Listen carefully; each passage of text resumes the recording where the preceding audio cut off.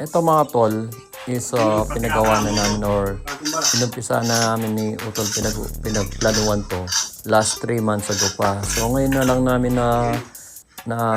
natuloy kasi nga dahil naging busy ako dito sa Germany at si Utol naman ang gumagawa ng mag-isa dyan. At kasama niya si Mina sa pagbablog o pagbibideo. Kaya kailangan ko rin yung video mga tol.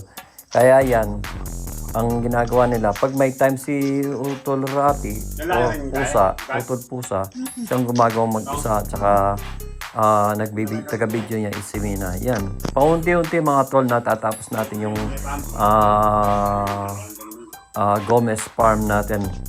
Paunti-unti lang sa tulong din ni Utol at saka ni Mina.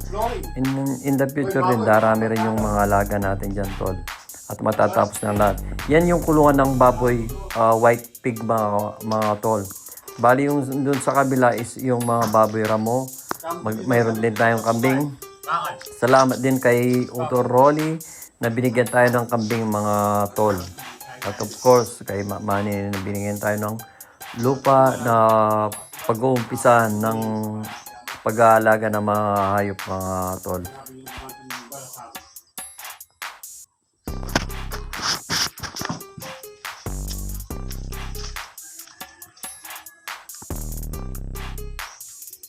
Bah, nakabulo siya kuluping.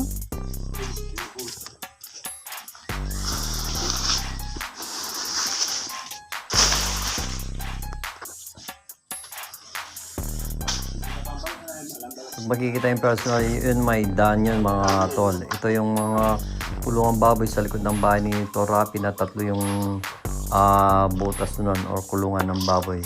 At yan yung mga walaga natin. Yun ang kung sa likod ni Utol Rapi yan mga tol. Yan, tingnan nyo, di ba? Nag-umpisa sa ilang mga alagan din, darami din. Tingnan si Utol Rapi. Kahit siya lang mag-isa yan, masipag din siya. Siyempre, para sa atin din yan mga tol. Sa Gomez Farm natin yan. Kahit mag-isa lang siya. Ayan, siya nang taga... Pero sabi niya nga last time, si Mina daw ayan, nandyan na naman yung mga pato natin. Di ba? Kahit umuulan, nasa labas na. Hindi rin ako makapaniwala. Bilis ng panahon. Dati mga sisiw lang sila. Ngayon, may itlog na. Yung iba, may sisiw na. Maganda yung ayan, si Utol. Marami siyang mga kalamansi dyan, mga tol. Ayan. Kahit umulan, gumagawa siya, di ba? Ipag niya. Silang dalawang mag-asawa. Yan si Mina, minsan doon siya nag-aalo ng simento, mga tol. Parang lalaki na rin, di ba? Ano na siya, videographer na siya. Taga-aalo pa siya ng ano. Tingnan nyo. Kasi kung kailangan talaga mga tol is tulong-tulungan lang. Lalo sa ating magkakapamilya, di ba? Na balang araw tayo rin ng ano bang tawag doon is tayo rin ng ng ginawa na yun mga kamartin. Diba? Kung sakasakaling darami yung mga alaga natin and then at giginawa rin tayo, ibig sabihin pag magbebenta ka na or makakabawi ka na mga tol.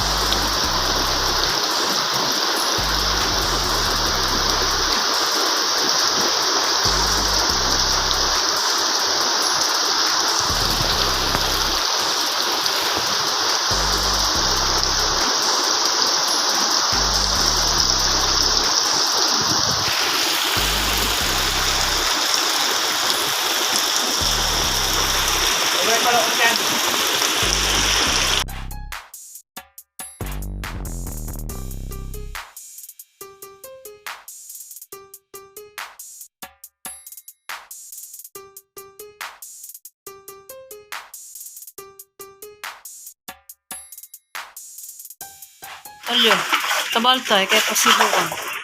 Pero kitang gulot ka rin niya. Laweng ke pa. Kaya rin na niya.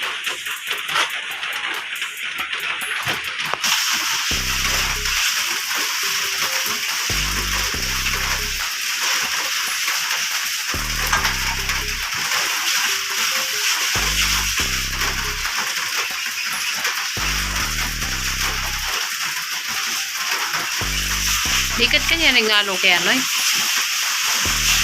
Ha? Dikit yung ngalo kaya? Ha? Dikit yung ngalo kaya? Wala man.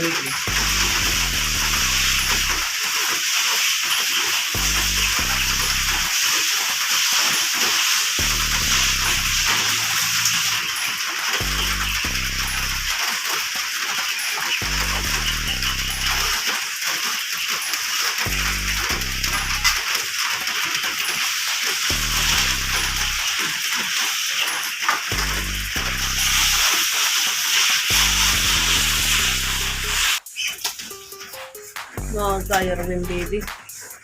Tayo.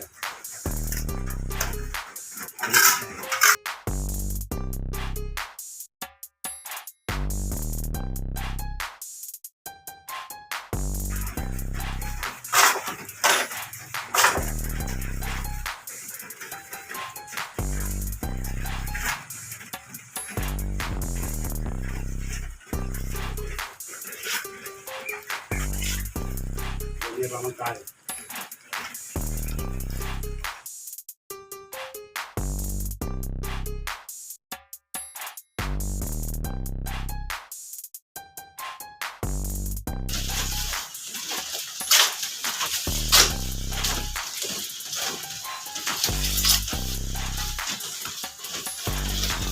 Yung dating nakikita yung maraming damo or talive na ganyan, mga tol. Next time, sa susunod na video or vlog ng Gomez Farm, wala na. Bali malinis na yung lupa na yan, mga tol. Dahil siyempre, sa tulong ni Utol Rapi at ni Mina na silang naglilinis at saka nagbablog. At kahit papano, yan pa rin eh. Tignan nyo ang kulungan ng baboy, di ba? Sobrang ang lalaki na ng mga puno sa loob ng kulungan, mga tol. Tinanggal lang ni Utol Rapi. Kahit siya lang mag-isa yan, naglilinis siya. Isipin nyo naman, mga tol, kung ilang taon nang natenga yung kulungan baboy or yung lupang yan na napabayaan simula nang hindi na mag-alaga o daw nagkasakit si Tatang Oscar, mga tol, di ba?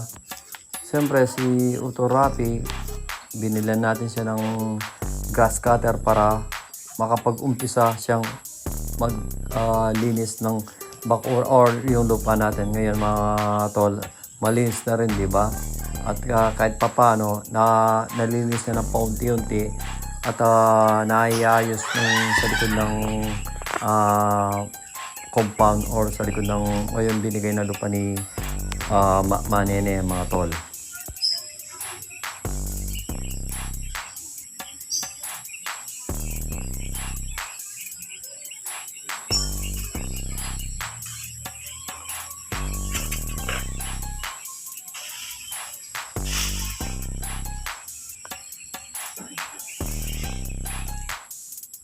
Bali guys, yan yung dating kulungang baboy ni Tatay Toka. Yung last 10 years ago siguro na yun yung ginawa yung kulungang baboy ni Tatay na yan.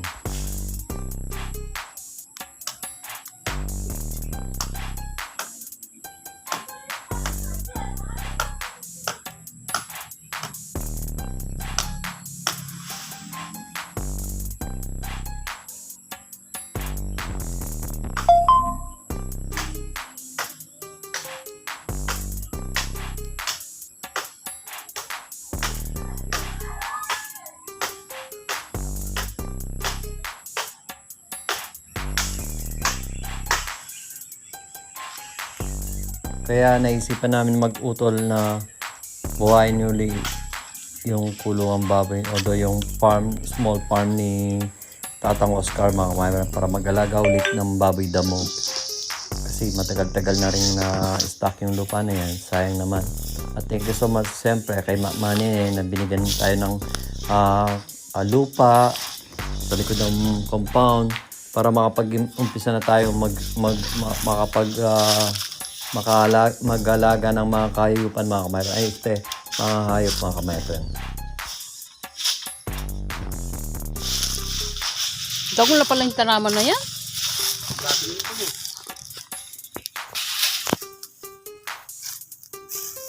Salamat din kay Utol Rapi na siyang naglilinis at nagmamanis ngayon sa lupa natin. Hindi makapayong. Ang tayo.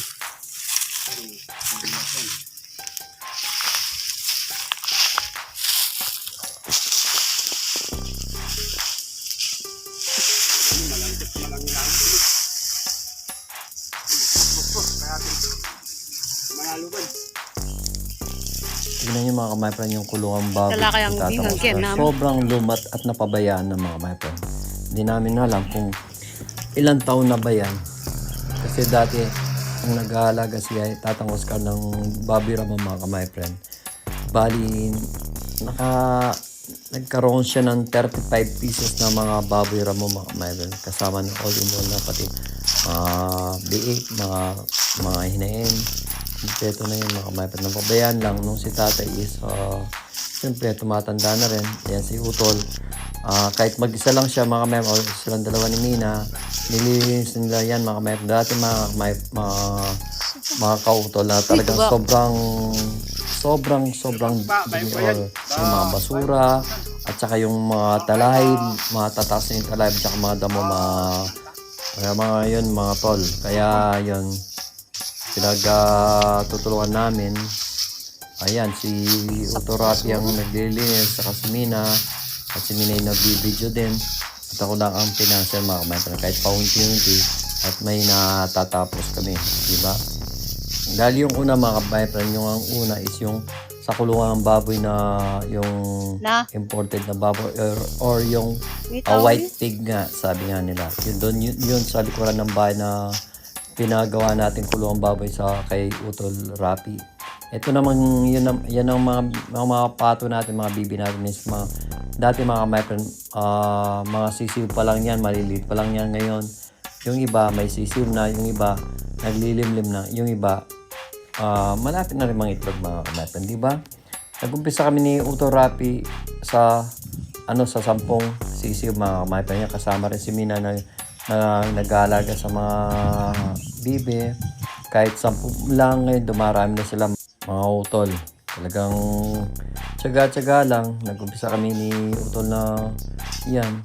Kahit sila mag-isa yan, nililis yan. Content is lang naman mga utol.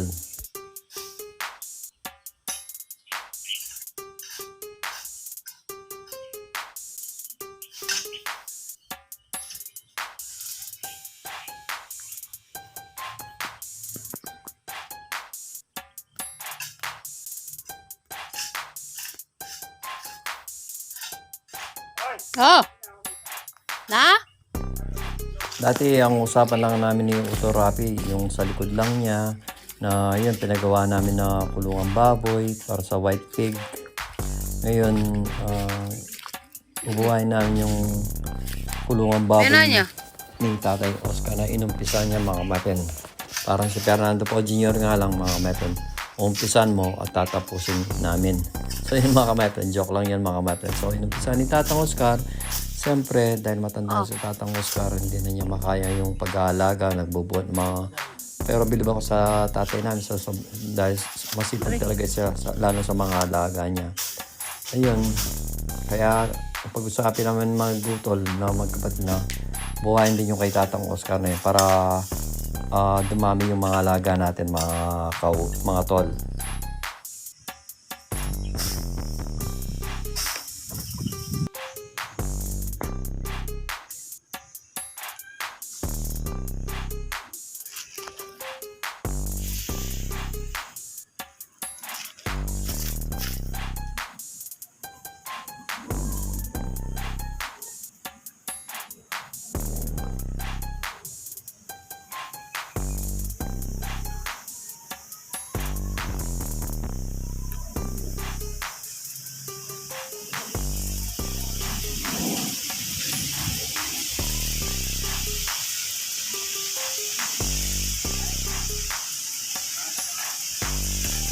Mura na naman ata.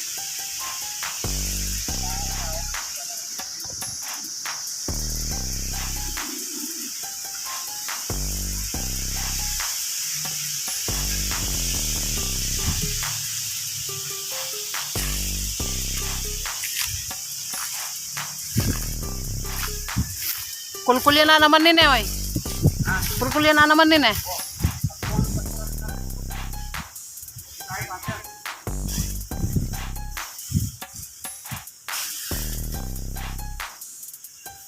Dagol na pala yung tanaman na yun eh.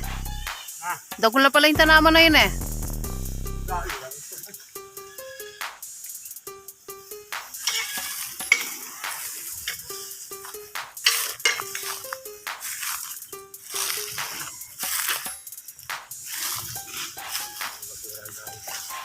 Chula mismo kilob na eh.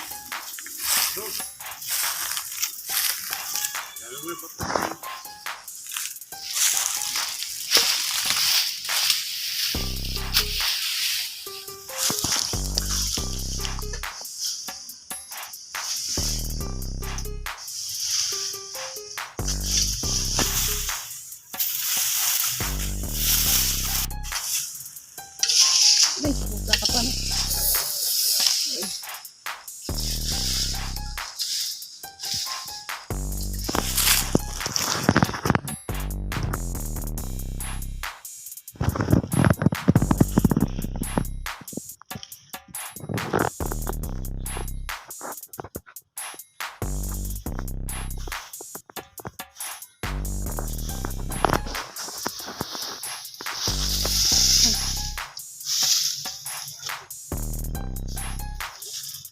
Talo.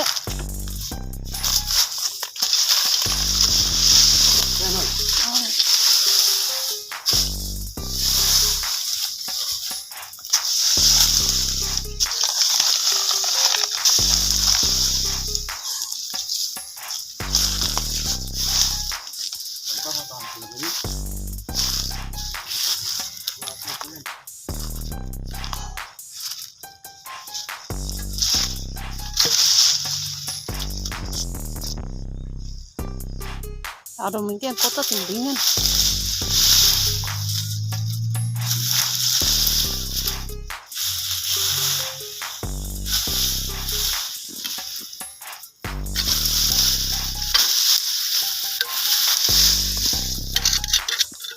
Makatupad ka pa mo malam, balada niyan, magubra ka kayong tupad. Magdili-dili ka tupad.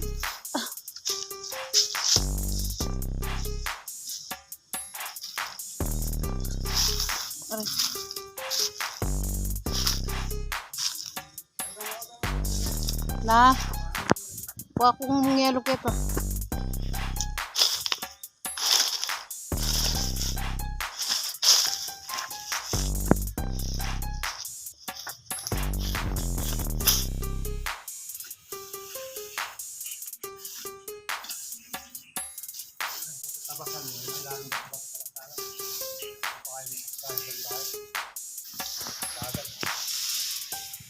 Norne, pagawang pata salin kubo no karne. Da tumpak na niya kaya ng kubo away. Tumpak ne. Okay to. Budagayan. Na? Abot na na yan. Ito. No. Abot na na yung kanin. Nye, okay aking mata sa yan, no? Sigang ng Lalam. na?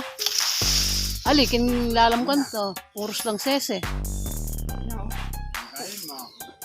Patagan.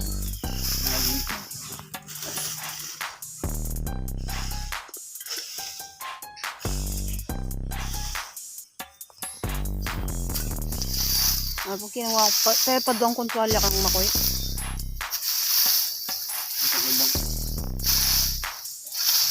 Ay, nagkakit siya, nakapali. Watang ngay punta lang kay tagay. Babaw kang asok ka na, babaw kang agdoa.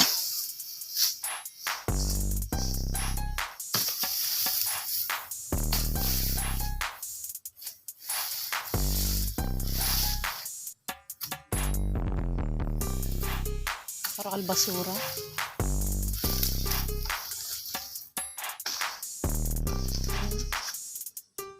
Basura.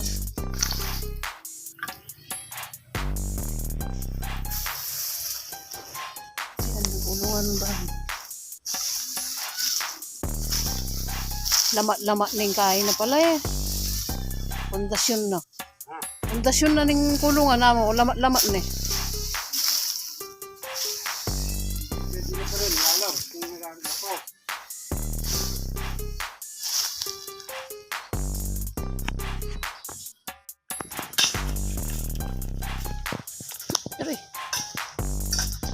Pero may midagsaning bakod na yun, oh.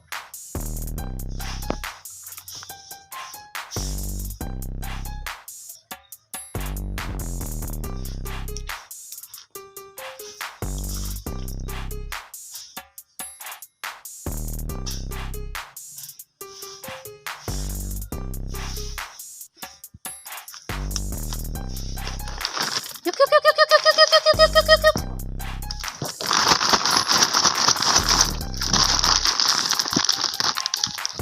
Diyan sa lupa ni Utol Rapi, tignan nyo, sobrang linis yan, di ba? At ngayon, mga tol, yung sa lupa naman natin, sa katabi niya, is yun ang nililinis niya at binabako niya, mga tol, para makapag-alaga na tayo at makapaglagay na rin tayo, makabili ng baboy ramo, mga tol. Bubuhayin natin yung inumpisa ni Tatang Oscar. Yung mahal namin tatay, mga tol. Yun na yun, sobrang linis sa lupa niya. Yun yung sa likod na may kulungan na white pig, mga tol. Diba? Sobrang linis niya, diba? Ayan, yung mga unang alaga namin is bibi. Balada pa mga.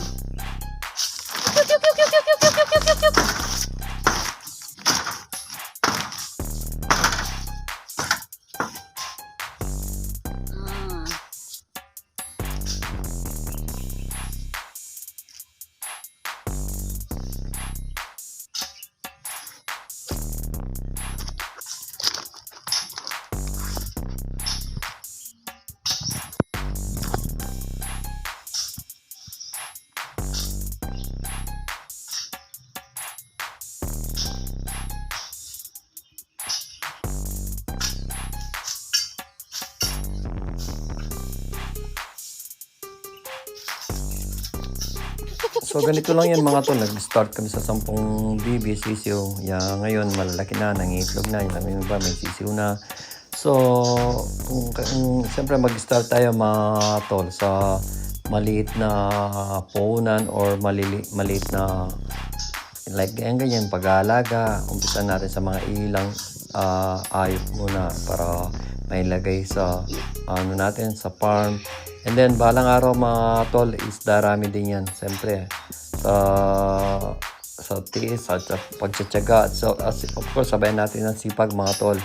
At thank you so much for watching, mga tol. At abangan nyo na lang yung next video. Thank you so much sa panonood yung dito sa first vlog ng Gomez Farm, mga tol. At thank you so much for watching. At kita-kits tayo ulit sa susunod na vlog ng Gomez Farm. Thank you. Bye-bye. God bless.